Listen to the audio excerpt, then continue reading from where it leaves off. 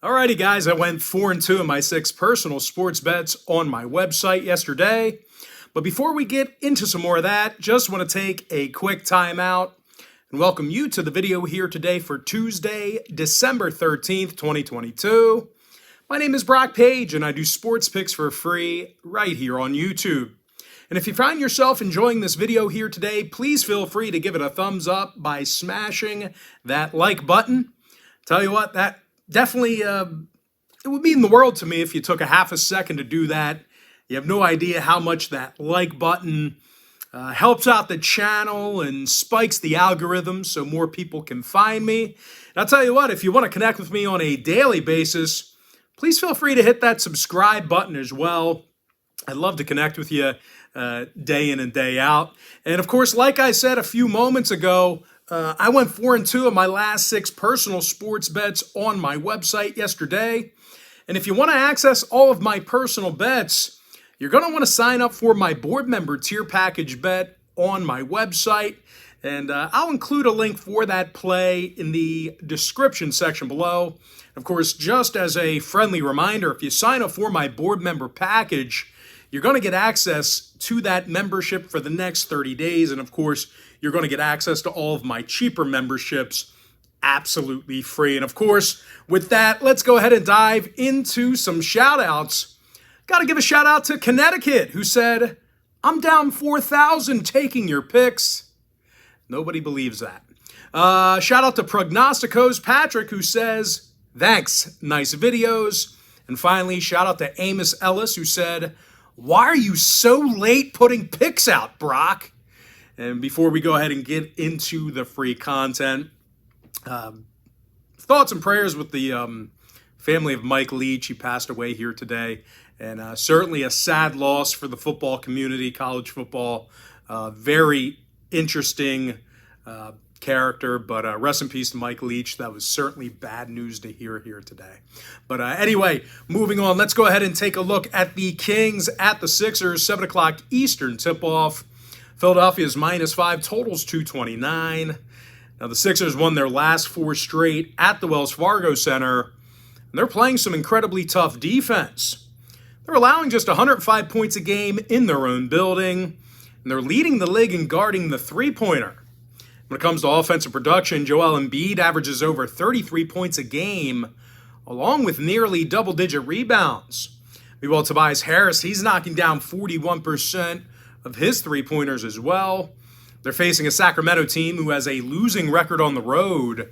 They're also having a tough time grabbing offensive boards. These guys are in the bottom 5 in offensive rebounding per contest. When it comes to defensive play, the Kings are also in the bottom 3 in defending the three-pointer. Now, injury-wise, the leading scorer, De'Aaron Fox, is questionable with a foot. Meanwhile, Alex Len, he's also out for Sacramento. Meanwhile, for Philly on the other side, they're mostly healthy for the exception of Tyrese Maxey. When it comes to the total in this one, Philadelphia saw unders against the likes of Cleveland, Atlanta, and Orlando. Meanwhile, Sacramento went 70% to the under in their last 10. I'm going to lean toward Philadelphia, -5, under 229. Next contest, Warriors-Bucks, 7:30 p.m. East. Milwaukee's the 4-point favorite, totals 231.5. Now, both teams definitely have some problem areas that I'm concerned about. To start, the Bucks are in the bottom 10 in the league in offensive field goal percentage. They're also one of the worst free throw shooting teams in the East. Meanwhile, for Golden State on the other side, they're letting their opponents make 40% of their three-pointers against them when they travel. When it comes to the total in this one, Golden State went 9-4 to the over in their last 13 on the road. Meanwhile, Milwaukee's 67% to the over at the Fiserv Forum. Now, injury-wise, Holiday and Middleton are questionable for Milwaukee. Meanwhile, for Golden State, Green is questionable, Wiggins is out. When it comes to selecting a winner in this one, this game's being featured as my $1.99 daily best play on my website. And I'll include a link for that play in the description section below. And just a reminder, guys, if you sign up for that daily best play here today, you're going to get access to that membership for the next 30 days. But as far as making a free pick is concerned, I'm going to lean toward the over 231.5 in that contest. Next game, Suns, Rockets, 8 o'clock East. Phoenix is minus 6.5, totals 225. But despite being favored in this one, Phoenix is going to work without leading scorer Devin Booker. He's got a tender hammy right now. Now, the Suns are also in the middle of a 4-game skid. They failed to cover in 7 out of their last 10. Now, for the most of the season, the Suns have played pretty bad on the road. Out of 12 contests away from home this year, Phoenix took the loss 8 times. They're facing a Houston team who plays .500 basketball at home, and they cover in 70% of those ball games.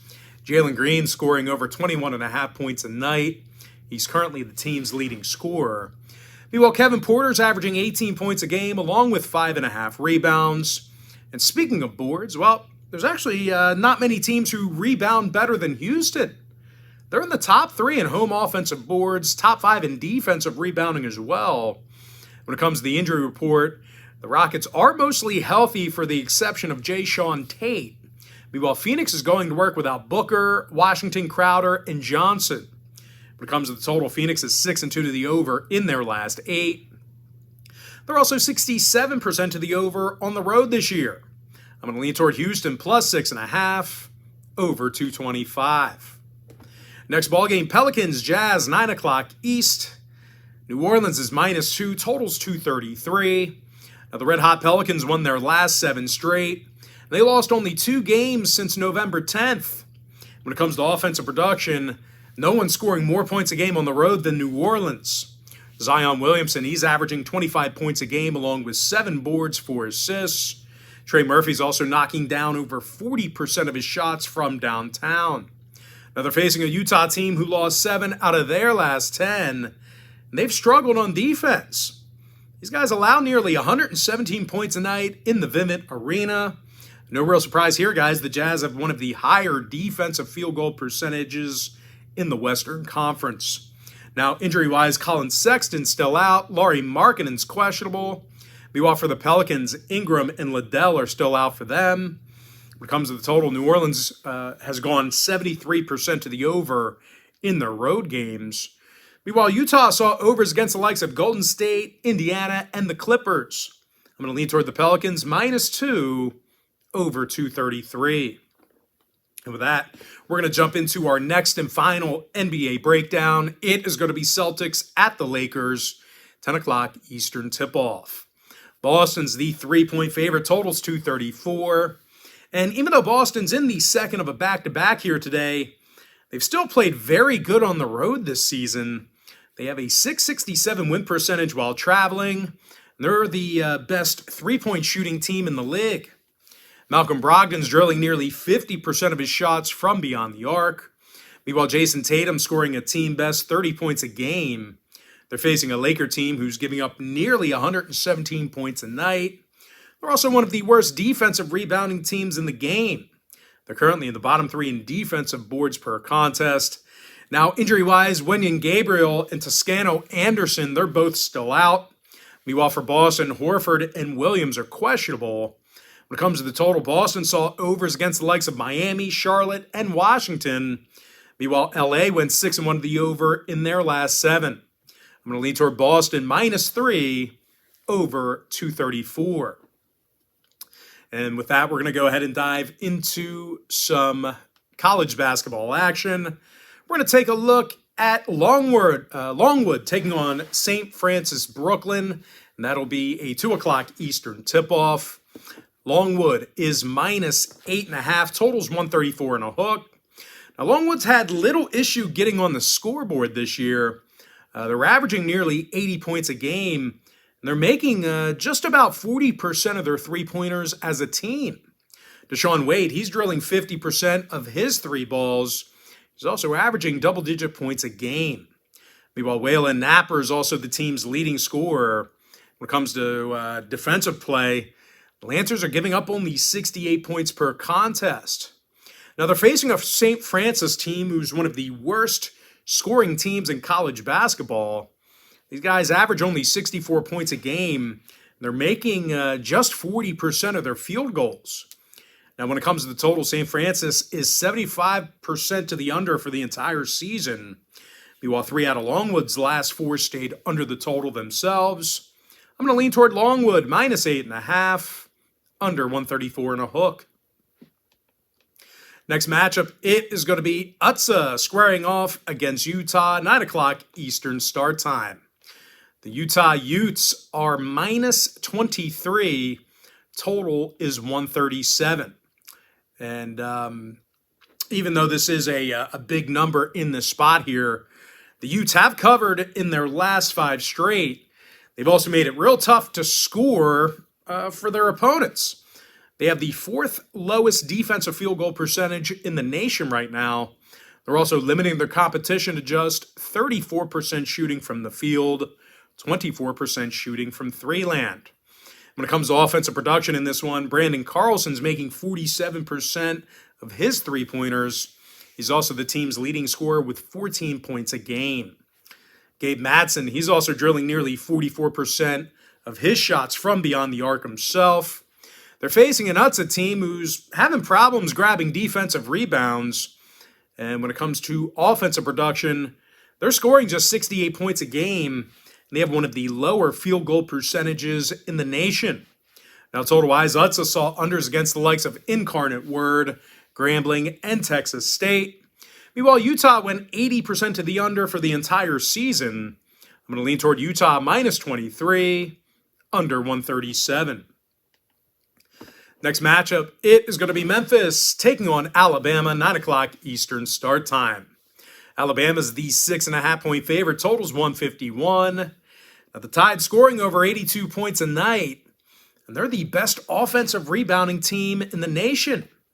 Brandon Miller's grabbing 8 rebounds a game. He's also the team's leading scorer with 17 points per contest. Mark Sears is also drilling over 44% of his long-distance shots himself. When it comes to defensive play, the Tide's limiting their competition to just 36% shooting from the field. They're facing a Memphis team who failed to cover against the likes of Arkansas, Little Rock, North Alabama, and Seton Hall. They've also been little threat shooting from three-land. These guys are making just 32% of their shots from long range. Now, total-wise, the Tigers did see 3 out of their last 4 get over the number. Meanwhile, Alabama went 4-2 to the over in their last 6. I'm going to lean toward Alabama minus 6.5, over 151.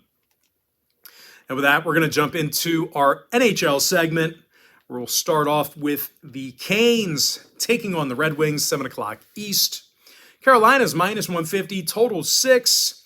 Pyotr Kochakov for the Hurricanes, Ville Husso for Detroit.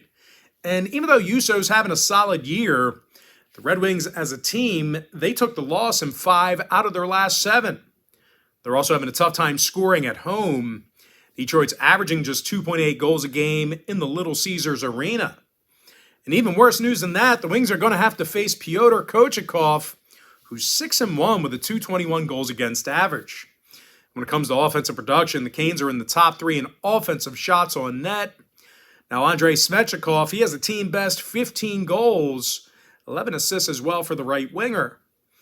And when it comes to the injury report, Sebastian Aho is still out with that lower body injury.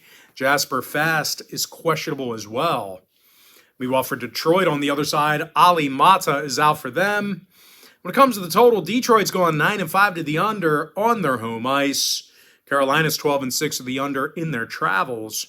I'm going to lean toward the Hurricanes, minus 150, under 6. Next ball game, it's not a ball game, it's a matchup. It is going to be Oilers Predators, 8 o'clock East. Edmonton's minus 135, total 6.5. Jack Campbell for the Oilers, Kevin Lankinen for Nashville. The Lanks comes into today's start with a .227 goals against average and a .934 save percentage. And no real surprise here, guys. The Preds are limiting their competition to just 2.5 goals a game at the Bridgestone Arena. They're facing an Edmonton squad who really gets off to slow starts offensively. These guys are dead last in first period scoring on the road.